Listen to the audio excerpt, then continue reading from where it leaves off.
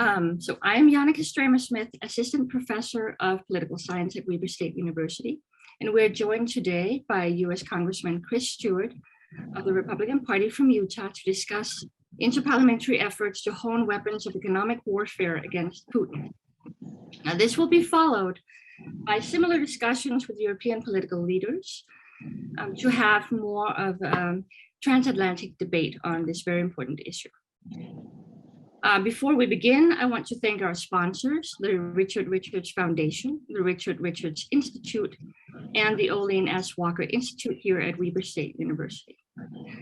Now, for the first question for Congressman Stewart, I would like to first focus on change in leadership in the European Union. And in the light of the Czech Republic taking over the EU presidency July 1st of this year, 2022, I would like to ask you, Congressman, what do you believe the new EU leadership needs to do in the continued effort to stop Putin's war in Ukraine? Yeah. Well, before I answer that, Dr. Stramer-Smith, thanks for the invitation. Thanks to the university for inviting me. And especially in this format with these partners, I'm honored to be here and share a few thoughts with you, what value that may be. Given a little bit of my background, and before I answer your question, because I think it might be helpful for people to know, you see, I wear Air Force wings. These are actually my father's. He was a pilot in World War II. I was an Air Force officer. I work in Congress on the House Intelligence Committee and House Appropriations. Both of them great, very powerful committees, but I spend a lot of my time, I don't want to say most of my time, but I spend a lot of my time on issues of national security and international relations. It's just where a lot of my interest lies, a lot of my background. Now, in regards to your question, I'm not sure that the change in leadership is going to change the policies nor the goals of the EU very much. In fact, I expect that it probably won't. Now, some of the other people you're going to talk to today will have much better insight on that than I will. But in my conversations with other parliamentarians, other leaders of European and EU nations, again, I think there's a consistency throughout the EU, and it doesn't change a whole lot from one leader to another, which is actually one of the positive things about the EU. Now, in regards to how they deal with Ukraine, I think it comes down to three, maybe four things. One is the EU and NATO, more particularly, has been a very valuable ally with the United States in arming the Ukraine military, and what I think will eventually kind of morph into a Ukraine resistance. Something we've already seen, where some of the people fighting there are not professional military members. They're Ukrainians who took their wives or their children to the border in Poland and said, now, stay here. Here's a place that you're safe. I'm going to go back and fight. And I think the EU, and again, NATO and the United States, needs to support those efforts in every way that we can. Second thing, very obviously, are the sanctions. I think it shocked Vladimir Putin and leadership around him how united the West, Europe, and the US and Asian nations have been in implementing sanctions against him. And that's an ongoing effort. Do I think the sanctions themselves are going to be effective in convincing him to withdraw from Ukraine? Probably not. But they are a valuable tool and a tool we have to use. One of them that we have to do as well is we have to wean ourselves off of energy dependence on Ukraine, and that's particularly true in Europe. And we could have a longer conversation about that. In fact, I hope that we will.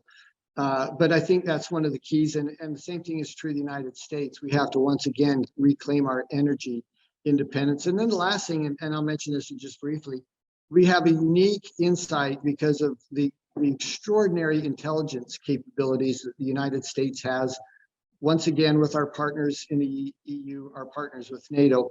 And I think the sharing and disseminating some of that intelligence has clearly changed the battlefield, and is something that we want to continue. And in a few cases, perhaps not broadly, but in a few cases, we probably want to even enhance and expand some of that intel sharing.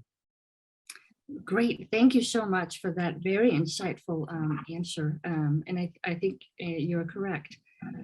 The EU is, while there always seems to be differing voices, they seem very united in the end goal for particularly the war in Ukraine, and there is sort of a continuity there. The second question I wanted to answer is, now you've already touched upon some of it, but maybe if you could elaborate a little bit on the role of the United States in this transatlantic effort to stop Putin. Now, is economic warfare enough, or does something else need to be done as well? Well, I want to answer this one very carefully, but I want to be honest as well. Again, as a former military officer, someone who considers himself a defense hawk, I also have become very, very cautious in how I suggest or how I propose the U.S. should intervene militarily outside of, particularly outside of our own hemisphere, but particularly outside of some of our core national interests. We have treaty obligations with NATO. We should honor those treaty obligations. We have non-military but other treaty alignments with the EU. We should once again honor those.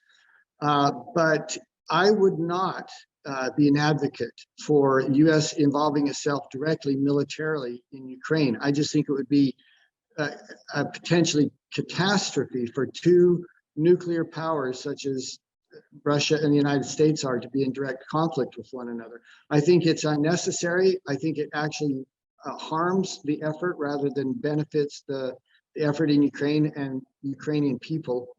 And we've surely learned some lessons from Iraq and Afghanistan and a few other examples of using Libya as another one, using US power very, very judiciously. Now, we have to be willing to use that power when necessary, but again, we have to be very careful.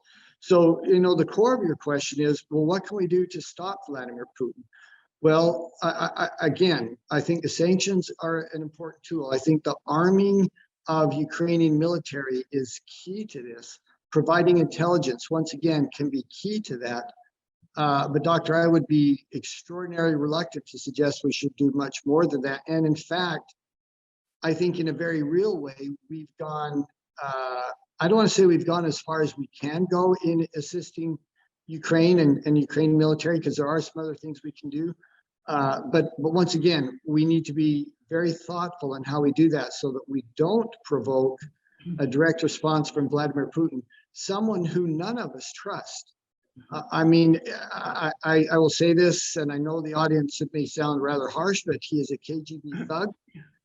We know that, and we need to treat him as such, but also recognize that that may make him unpredictable and it may make him very defiant. Right.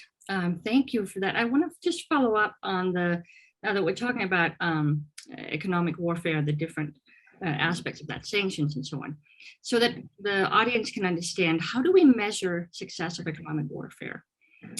Because of the devastation that takes place, obviously, that means that there will have to be some rebuilding efforts also occurring afterwards. Like the economic obligation will not stop here. There will be something to be done even when the war ends. Yeah. So what, in your mind, how would you explain what does success look like in this type of warfare? Well, ultimately, the success of economic warfare is determined by, did you achieve your military objective, your political objective, and that is to drive Russian military out of Ukraine and Ukrainian territory. So, economic warfare, and I'm not sure, honestly, I love the description or the phrase economic warfare. I think it's a tool. I'm not sure that I would use it very broadly. But economic sanctions are a tool, and they can be a tool to implement national strategies, including national military strategies, which is, of course, what we're trying to do here. And I also would draw a distinction between the devastation that we're seeing in Ukraine, which is heartbreaking for all of us to see, and realize that's not a direct result of economic activity or economic sanctions. That's a direct result of military activity, which we're trying to impact through the economic sanctions or the economic pressure. And ultimately, what will decide the success of that will be, do we achieve our goals? Were we able to convince the Russian leadership to withdraw their forces? Yet to be determined if that's going to be the case. People ask me all the time, and of course, again, sitting on Intelligence Committee, we ask and analyze this all the time. What is the likely outcome in Ukraine? What's the off-ramp, if you will?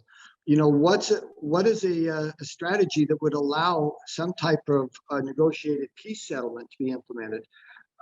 I don't know that we have the answer to that yet. Well, actually, I do. Very clearly, we don't, because if we did, we would have tried to implement that.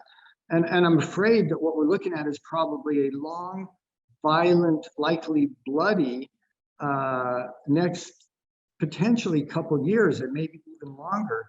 But once again, the economic tools that we have will be an important part of that, and one that we shouldn't waver on. Last thing I'll say on that is recognizing, and I think you alluded to this, they come with certain costs to the US. It's not painless to the US or to the Western allies, certainly not to Europe. Weaning Europe off of Russian oil and gas is going to be painful and expensive. The same thing for the US.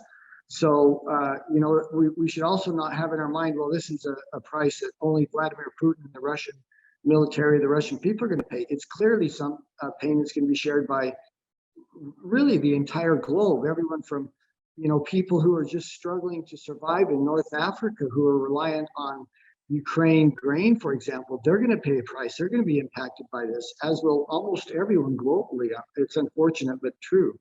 Yeah. Thank you. That was very insightful. And it actually segues right into the last question that I have, which is sort of this idea that warfare, the war in Ukraine, it will take a while before we will see what the result of that will be. Hopefully the economic sanctions will be successful. And but until we get to that point where we're actually seeing an end of the warfare, as you alluded to, is expensive, and countries around the world have already seen the serious economic side effects of that, as well as here in the United States. Now, what should U.S. political leaders in Congress and in the White House do and say or explain to the American people to make them understand that the war has to be won, that it's important, and that their tax dollars should continue to foot the bill? Because of course already we've spent billions of dollars.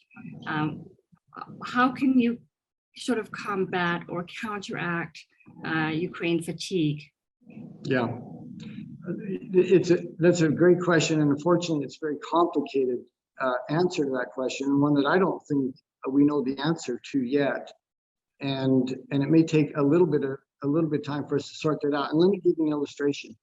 Last week, Congress voted for an additional $40 billion to aid the effort in Ukraine. I voted for that. Most Republicans did, and most Democrats. And part of the reason I supported that was the reality that a lot of that money is going to replenish U.S. stockpiles, as we've sent, Javelin missile systems, drones, munitions, other military hardware and assets to Ukraine to engage against Russian forces there. We have to replenish our own stockpile. That's essential. It will take somewhere between 4 and 6 years for us to rebuild the stockpile of Javelin missiles that we've expended already. Mm-hmm. So I supported that effort for those reasons.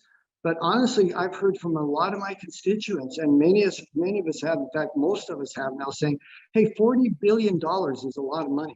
Look what we could do in America with $40 billion. Look what we could do with our own military with $40 billion. And we're going to have to find a balance to that.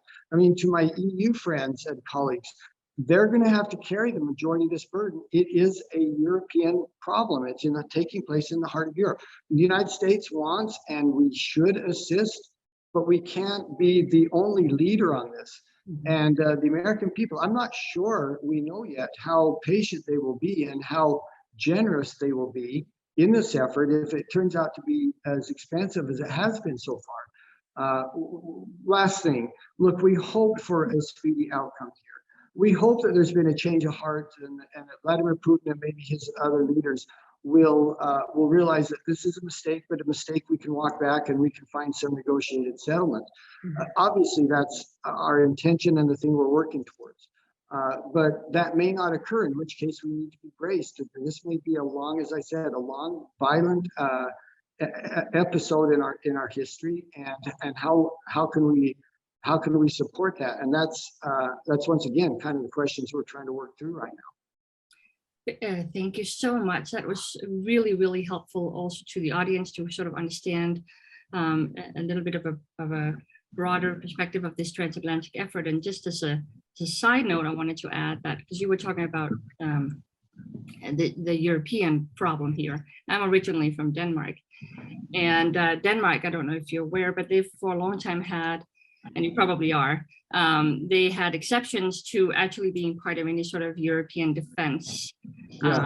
Yeah, but they had a referendum just the other day where that actually passed, so that Denmark will now actually be part of that. And I think the war in Ukraine, even though Denmark has always relied more heavily on NATO membership and prefer American leadership, there are some European countries that prefer to be in the sort of in a defensive alliance with where the United States is part of it, and have been reluctant to be in a purely European alliance. But the war in Ukraine has definitely changed minds and hearts, at least in Denmark. I think that's right, and that's probably in the long term a good thing. Once again, the United States has a unique role. We have to lead in the world, whether we want to or not. I mean, the world looks to us for leadership. As well as that being true, we need our partners. We need the EU to lead. We need NATO to lead. We need, whether it's a small nation like Denmark or a larger country like Germany, we need to know that we're partners and can be partnered together for the challenges that we're facing when it comes to global security. Exactly. Well, thank you so much, Congressman Stewart, for your time. I really appreciate it. We all appreciate it. And this recording will be available to you, of course, as well. And we'll also send you the finished product when we have the European partners and their segments. Okay, it's fun to be with you. Thank you. We are now joined by Peter Kremsky. He's member of the Parliament of the Slovak Republic. Welcome. Thank you very much. If you would please introduce yourself to the audience so they know a little bit about your background and expertise and involvement in interparliamentary efforts to hone weapons of economic warfare against Putin. Good afternoon. I'm chair of the Economic Affairs Committee of the Slovak National Council. I have been working as an economic journalist for more than 10 years in Slovakia, and I'm now in the politics for 4+ years. And my expertise is economy, energy, supplies, and in this situation, as everything changed in February 2022, my aim is to bring more security to the energy sector and to the economic life in Central Europe and Europe. And I think the transatlantic cooperation is very important for these plans and for our life in Europe as well. Thank you so much. I think you couldn't have put that more correctly. It's a very difficult time. In the light of that, I wanted to just talk about the new presidency of the European Union for a moment. The Czech Republic took over this past July 1st, 2022. What do you think the priority should be of this EU presidency in the continued effort to stop Putin's war in Ukraine? As I mentioned, this Russian aggression in Ukraine is a very strong game changer. It's really jeopardizing economic and political independence of Central Europe from Russian regime. We have long experience with the dependence on Russia in the energy issues and in the industry issues and so on. And these traditional links in energy supplies to Russia are not easy to change and replace these supplies.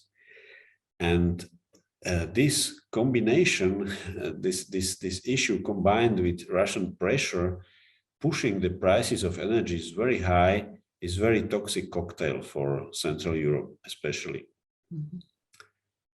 And it's pushing many people in Central Europe to the attitude, just let's sacrifice Ukraine, let's reconcile with Russia to get enough oil and gas and cheap oil and gas. And I think Czech Republic is a country with very long experience of Russian influence, mm-hmm. Of totalitarian regime. and Czech Republic could bring a serious and loud voice with support of Ukraine and the war against Russian aggression. I think we have to not forget that Ukraine is fighting for us too, as Baltic states and Central Europe is the next step in the Putin's imperialistic plans. I think this is very important to keep in mind, that the Central European countries are closer to Russia, and many times we are really feeling the strong pressure of Russia, and we are maybe more curious and we have stronger and louder voice against these plans. So I think the Czech Republic can play a really important role in this situation. Thank you. Yes, and I think in that sense, if we then look beyond the EU and think about the EU and its allies, particularly the United States, we had just spoken to U.S. Congressman Stewart of Utah, and he understandably took a cautious approach to answering the question of what the United States should do in the transatlantic effort to stop Putin. Beyond honoring the treaty obligations the EU has with NATO and the agreements it has with the European Union, the Congressman would not advocate that the US enter into direct military intervention in the Ukraine, voicing concern that this could be disastrous due to the status of Russia and the US as two nuclear powers. Now, what are your thoughts on the best way for the United States to help Europe and the Ukraine in the efforts to stop Putin?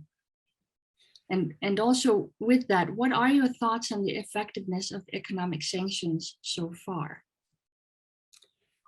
Yes, I'm totally with the Congressman in this question, that the direct military intervention in Ukraine is very strong risk for the peace in the world.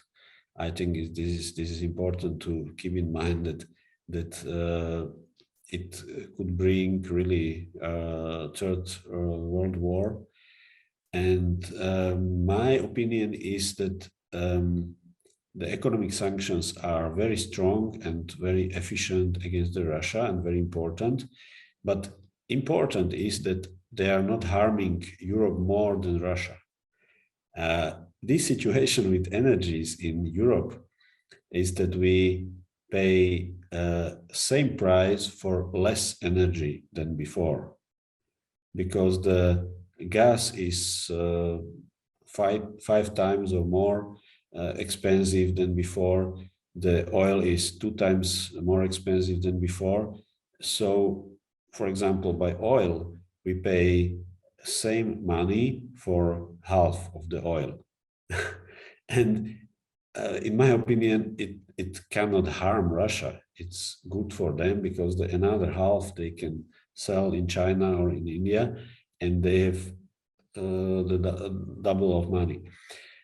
In my opinion, it's very important the economic help of the USA and other countries to Europe to replace these supplies from Russia, to get the prices of energies on the lower level, because this could be really pressure on Russia to stop the war. They need a lot of money. The war is very expensive, and they need a lot of money to finance these weapons and the war. And we are paying that money, we can say, but we have no other choice. And I think it's very important to think about it, how to develop strategies to save Europe from the expensive energies from Russia and the other world as well. It's stopping the economic activities everywhere in the world. Let's talk about the prices of food in Africa or in the other countries. all this situation is really falling very hard on the poor people in the world and poor countries. And this is very important to stop and to develop these strategies. Thank you. That is a very interesting dilemma that you bring up. This rising cost of energy is not, and the economic sanctions are not just harming Russia. It's also having an enormous effect on Europeans. I read just the other day that the Spanish government has declared that they're going to have to turn off the air conditioning in public spaces, for example, which might affect them negatively as they're facing heat for another month. But these are some of the costs that this has, and also for people that can't afford to have cooling units or don't have the proper type of dwelling that protects them from the heat, as Europe has been experiencing a heat wave. And then now when going into winter, it will have different effects. So do you think there are any other tools beyond economic sanctions that could be used other than military, some of the soft power tools that the EU has, to ensure Putin's defeat as sort of an extra effort on stopping this war? I think it's the help to Ukraine. I mean, help with weapons, help with special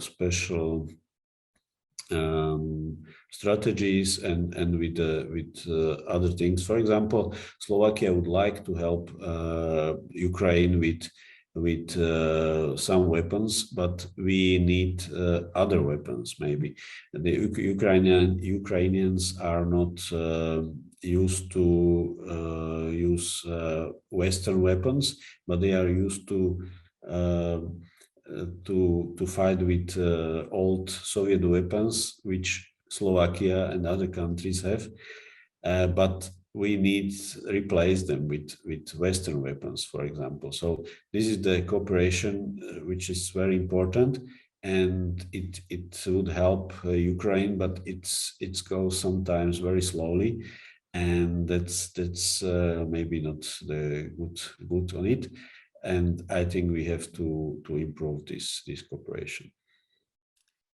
Thank you. That was a great follow-up, and also like tying these different parts of warfare together, which is the fighting on the ground, the economic sanctions that we can do from the West, and then sort of tying it together with figuring out what it is how the Ukrainians will be best served in their continued fight.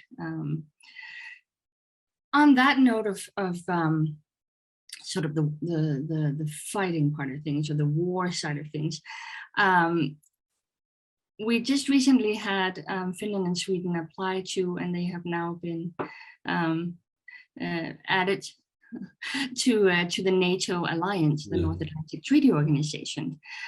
Do you think this will have an effect on limiting Putin's war strategy, or is this something for the future? Of course, I think he needs to feel that NATO is united, that we are like NATO's solid rock, and his plans can crash on it. Finland is and Sweden too, is very close to Russia, is neighbors country of Russia, and I think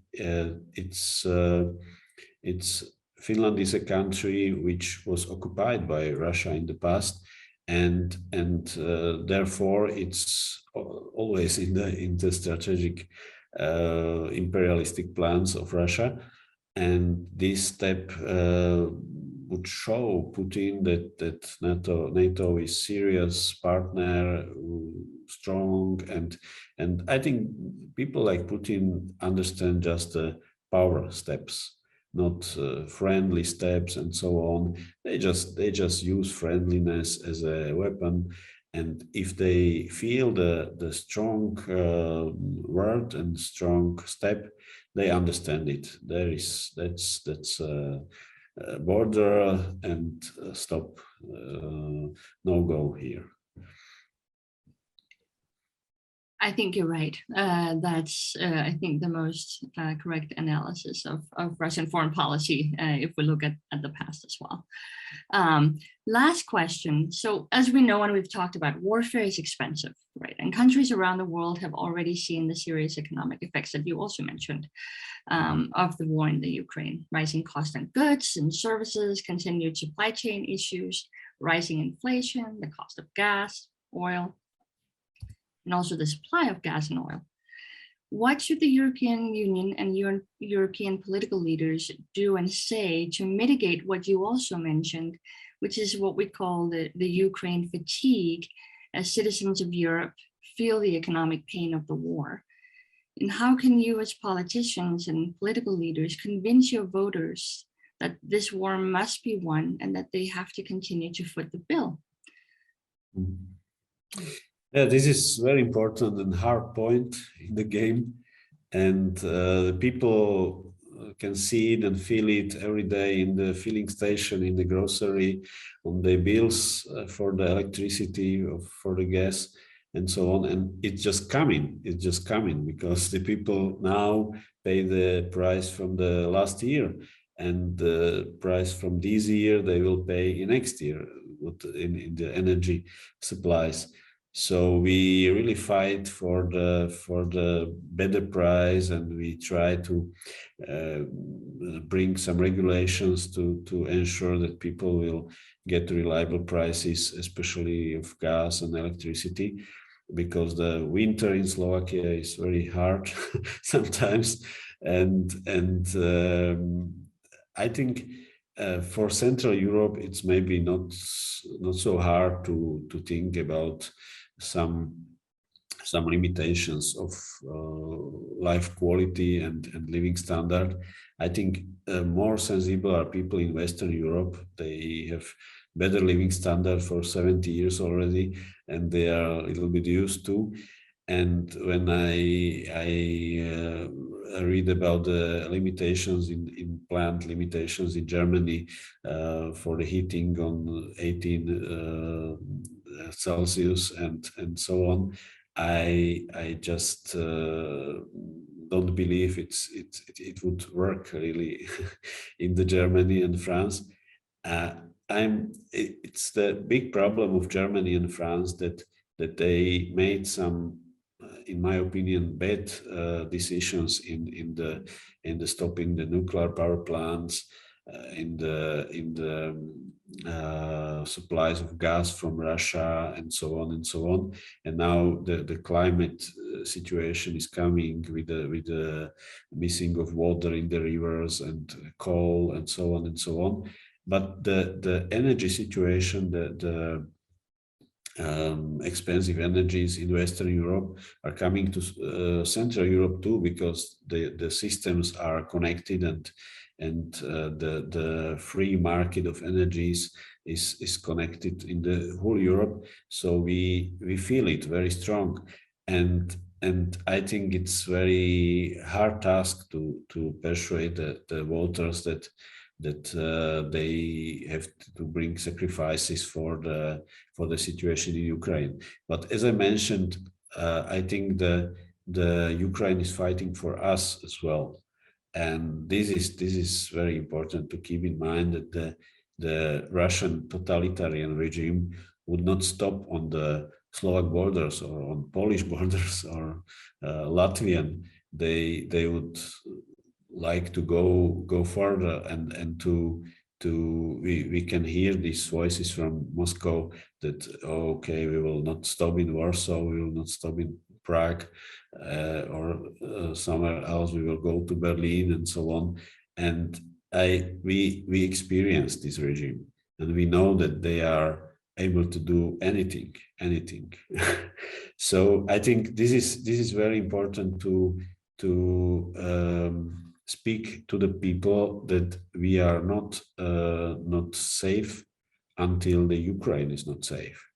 Yeah, that the people in Donbass and in Kherson are really fighting for our freedom and for our sovereignty and for our independence.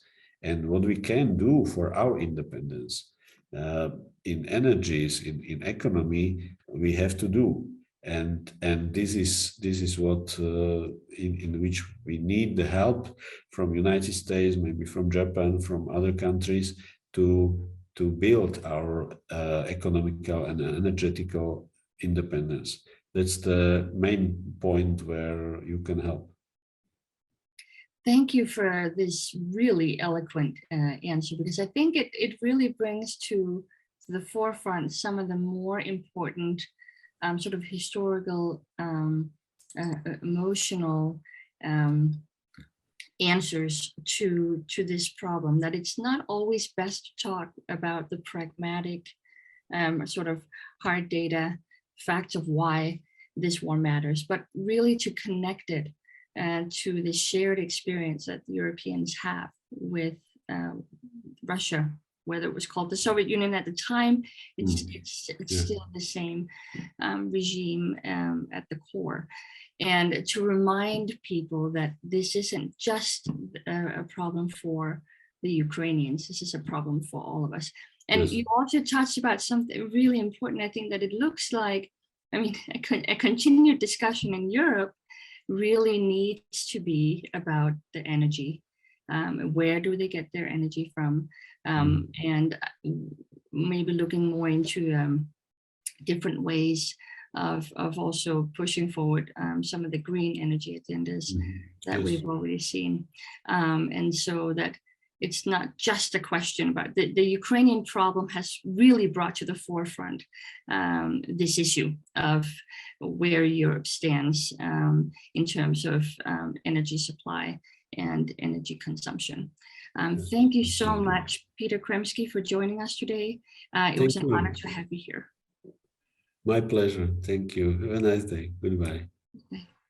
We are now joined by Senator Lukáš Wagenknecht of the Czech Republic. Welcome. Oh, thank you for invitation to your event. So, before we begin, would you please introduce yourself to the audience? Yes, I'm Senator of the Parliament of the Czech Republic. I am member of the Subcommittee for Energy and Industry in the Parliament, in the Senate, and also I'm the chair of the Committee for Control of Public Expenditures in the Senate. Thank you so much, Senator. We're going to jump right into the questions.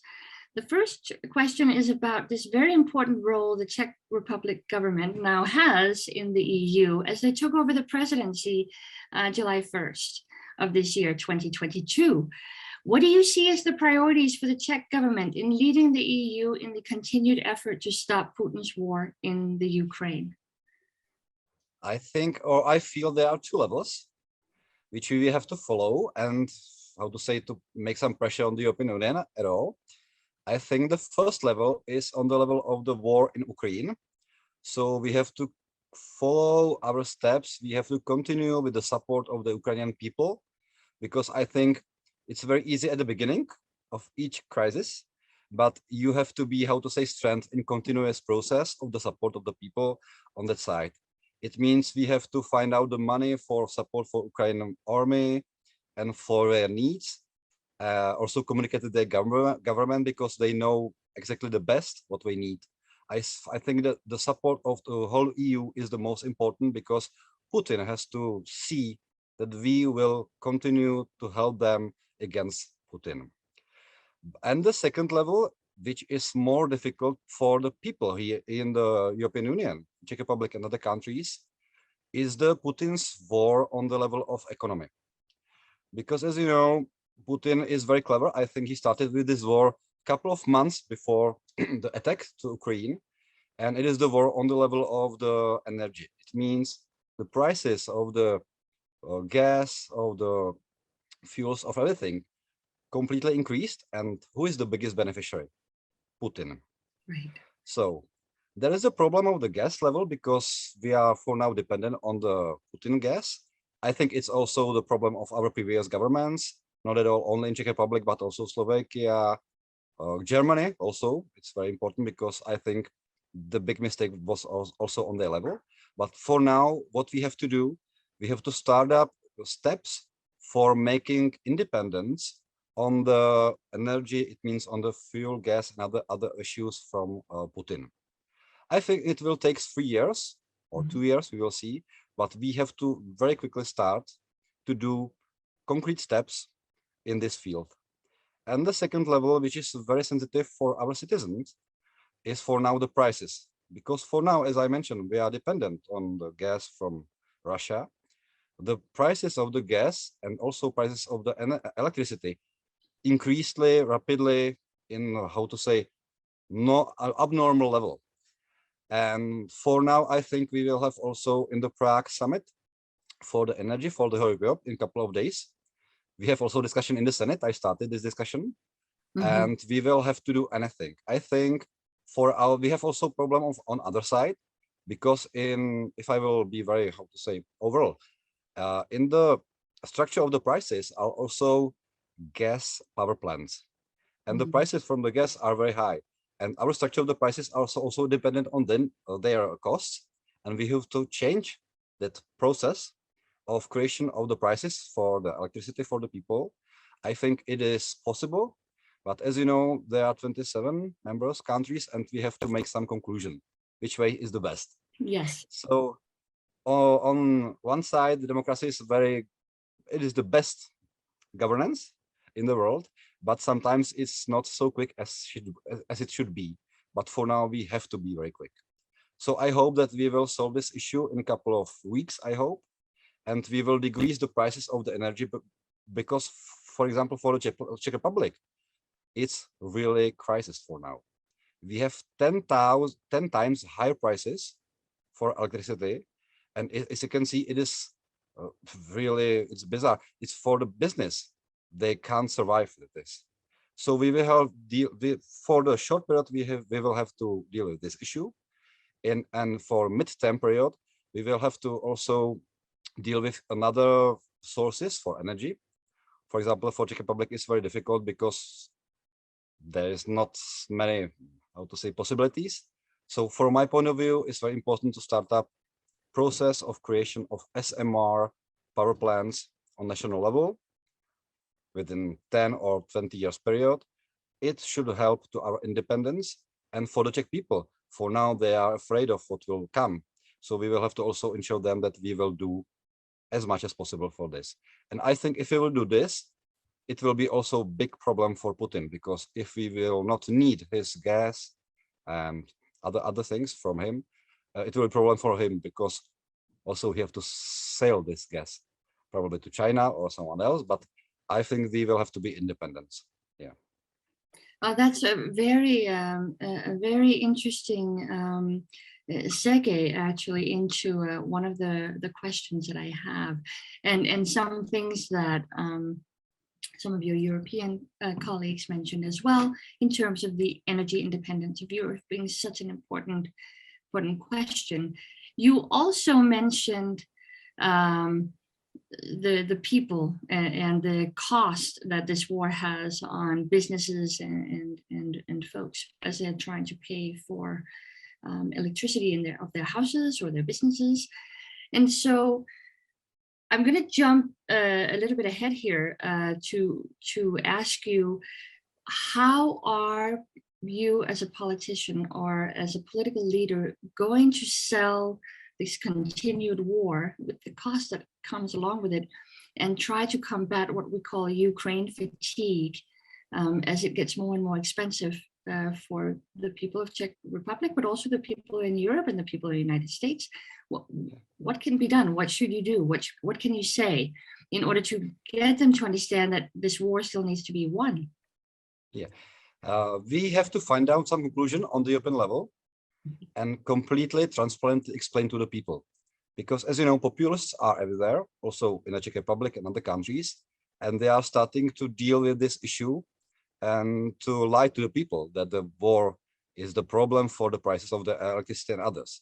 So also we have to deal with fifth column of Russia's on each member state level, because I think that is very strong, fifth column in Czech Republic, also in Germany, and also such a kind of people which are paid by Putin. On each level, it means on each of level of the businesses, each level of the politics levels and others, we have to explain them that the real problem is Putin and his war, and this war started many months ago, the attack to Ukraine. Yes, so I think it's very difficult to explain to the people, but if we have some conclusion about the solving of the problem with the prices of the energy, I think it will be easier to explain to the people, because Czech people, they are very open, they will support Ukraine, but on the other level, if they will have problem with their own lives, it's not possible as a politician to explain them that we will support this war, because it's impossible. Yeah. For example, a friend of mine, he's small business, some small bravery. He count me, if I will have 10 times higher prices of the electricity, I will not survive. I can support from my taxes this war to help the Ukrainian people, but if I will not survive, there will be no taxes, and we will not be possible to support them. So I think the fifth column is also a very big problem. Also, we have to fight with them on each levels, and I think it's a problem of all of us. All the time we have to think about this, yeah, because too many, how to say, also Russia has the properties here in Prague, so it means it is also the problem of the beneficiaries owners, which are, for example, also a very big issue, and others. Yeah, so communication with the people with clear, understandable solution of their problem will help us to completely continue with Putin and his war. Thank you so much for that thorough answer, and also for putting this into sort of a more personal perspective as well. It is always nice, I think, also to see that political leaders also have regular friends that have everyday people problems. So that brings me then, let's turn our attention a little bit to the transatlantic relations. So when I interviewed Congressman Stewart of Utah here in the United States, he took a cautious approach to answering, what the United States should do in the transatlantic effort to stop Putin. I mean, beyond honoring the treaty obligations the US has, of course, with NATO and with the EU, he would not advocate that the US enter into direct military intervention in Ukraine, which has been pushed by some, voicing concern that this could be disastrous due to the status of Russia and the United States as two nuclear powers. What are your thoughts on the best way for the United States to help Europe and the Ukraine in the effort to stop Putin? As you mentioned, the nuclear attack is very, how to say, sensitive for all of us. No one would like to have nuclear war, world war. So I understand this approach. So I think what is possible, and I think United States should help or could help to Ukraine, and also it means also to Europe, with the weapons which should be provided to Ukraine and other support. And also on economy level, I think we have to share technologies, as I mentioned, SMRs and others, and to start up, to build up new companies which will provide us stabilizing sources of energy, because for now, it's one of the biggest weapons against European Union from Putin. Yeah. So I think the sharing of information and of the knowledges should also help us as much as possible. Yeah. Also, there are other small things that should be done. For example, we also need the gas, so the gas from the United States also should help us, and others, LNG. But I think I would like to look in a longer period. Not only for now we have the crisis. I think we have to strengthen and cooperate more widely, because for now, I think there is another world, Putin and China and the rest of the Western world. And we should also think about what will be the next step of Putin, because no one knows what will he do. Yeah. Exactly. And along with that, what are your thoughts on the effectiveness of economic sanctions so far? So effectiveness is not very high.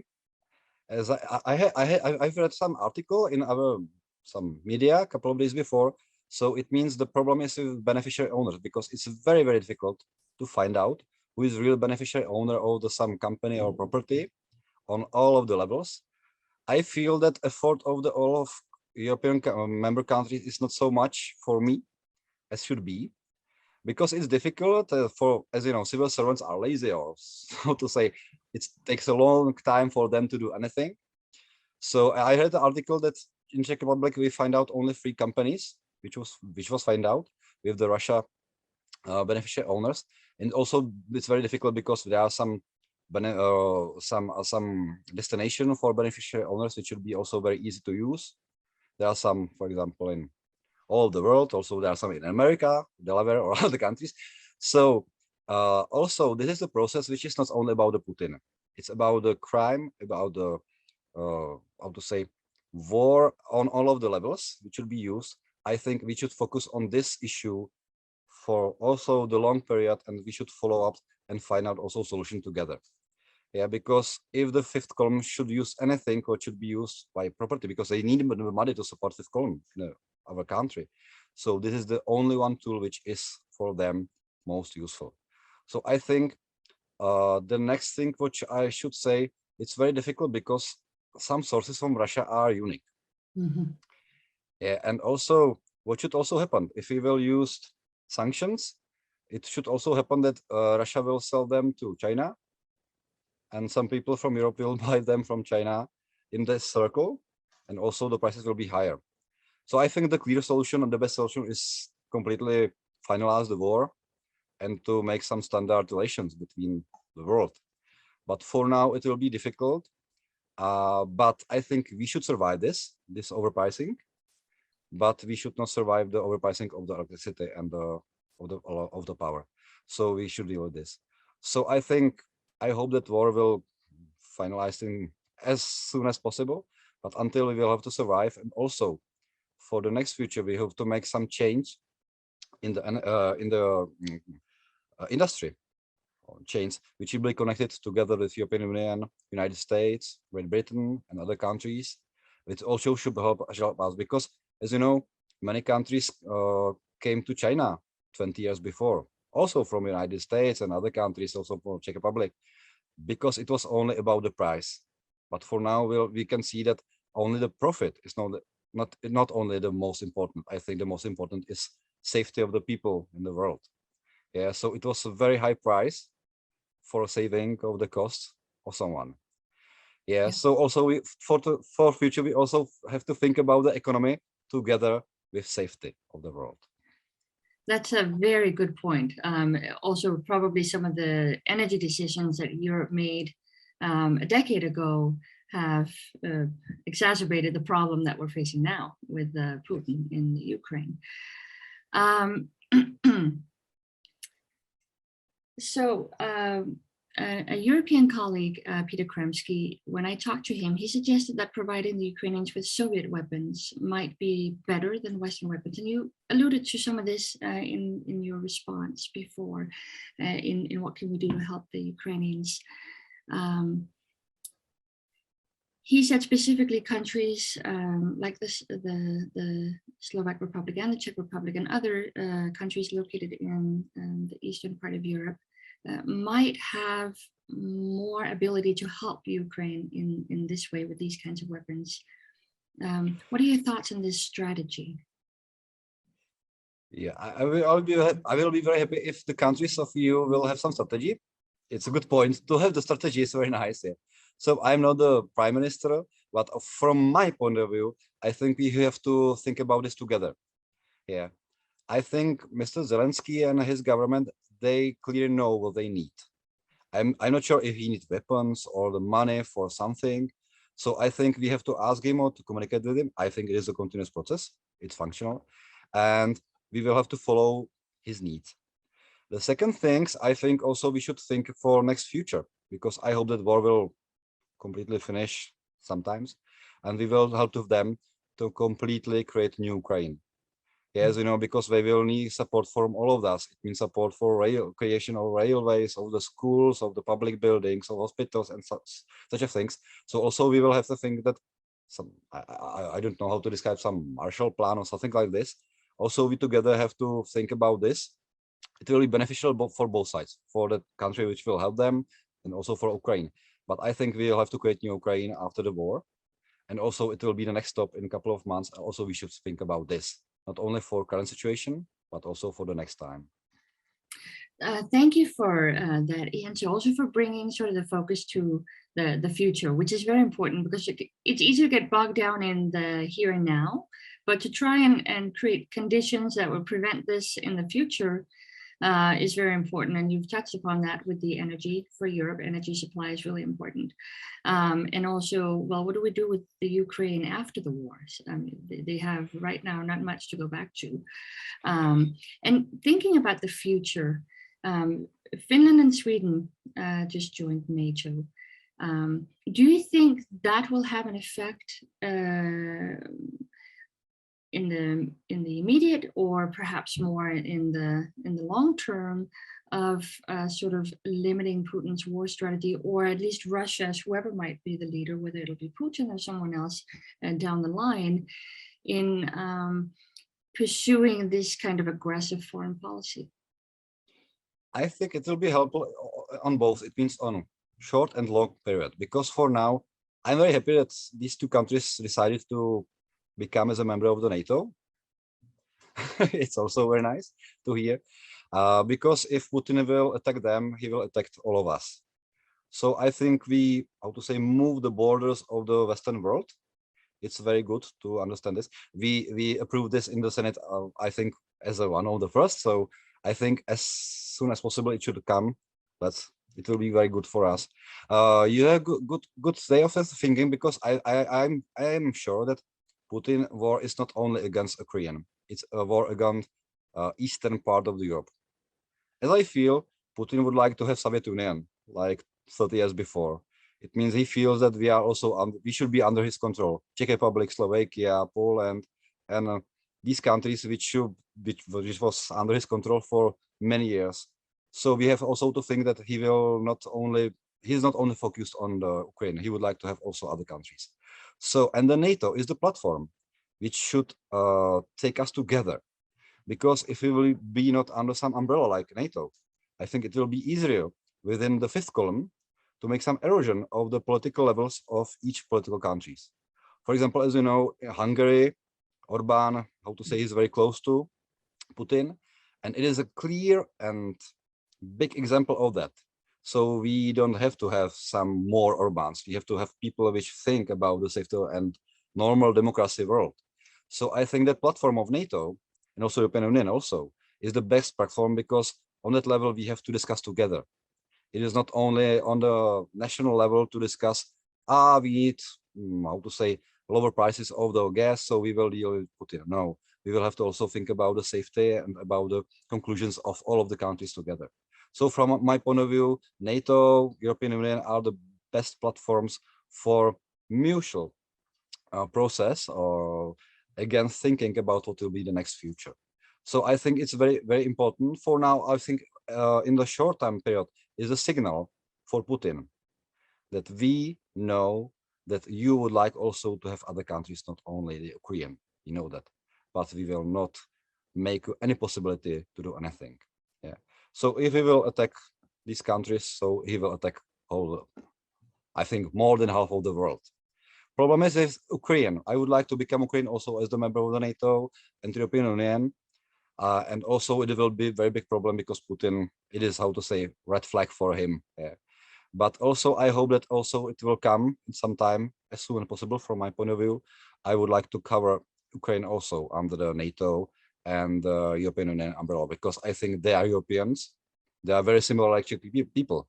I have many friends from Ukraine here in Czech Republic, so they look like us. They speak very similar language. They are people which are like us. They are our friends. So they should come to European Union because they are in Europe. Europe is also in the space of Ukraine, so they should come here. But also I should mention it's not only about the Ukraine. It's also about the Balkan countries, other countries which are not in the European Union. Also, we have to think about them and help them to become as a members of the NATO and also European Union, because it will be also very easy to Putin to make some pressure and influence within the fifth column in these countries and to go from another side. And he will continue, because there are too many countries which are also, they have the possibility of the threat of the Putin also. So There are also bad examples should be Serbia, as you know, also very close to Russia. So it's the examples, Hungary, Serbia, there are examples that if we will not be together and close together, it will be a problem for us. Yeah, and especially if he's using also the Russian diaspora, Moldova is another example. Yes. Yes. So I think, yeah, that brings on a really important point, and also about the EU, not just about NATO, but about the EU. My own country, Denmark, recently finally did away with the restrictions on joining Europe on security and defensive policy, which I think is an important step. Denmark can't defend itself by itself anyway. It's already in NATO. You might as well have a voice in the EU and show that unified front. So. Yeah, in the Czech Senate, we have the resolution that we would like to become Ukraine as a member. I think we were the first or the second in the Europe. So problem is that it is discussion about between all of the member countries, and if something like Orban or other will make the problem, so we have to deal with this. But I think it's also about the money, because as you know, Ukraine also had the problem with the democracy, with corruption and other issues. And if you'd like to be a member of the kind of club, yes, so you have to fulfill their rules. Yeah. So, but on the other side, I think that Mr. Zelensky tried to make as much as possible to start with some, how to say, changes in his country and within the regulation to follow up our rules. So it will be also under their side.